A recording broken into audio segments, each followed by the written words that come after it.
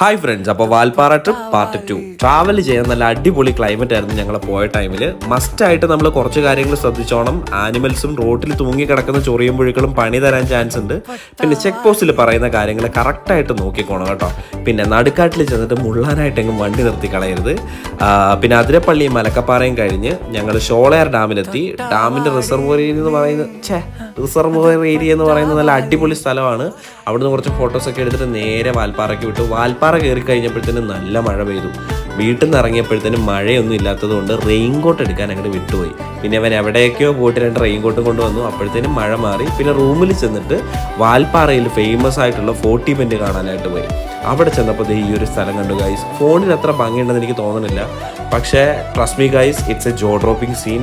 ഭയങ്കര അടിപൊളിയായിരുന്നു. പിന്നെ 40 ബെൻഡൊന്നും ഞങ്ങൾ കയറിയില്ല. അപ്പോഴത്തേനും നേരെ നന്നായിട്ട് ഇരുട്ടി.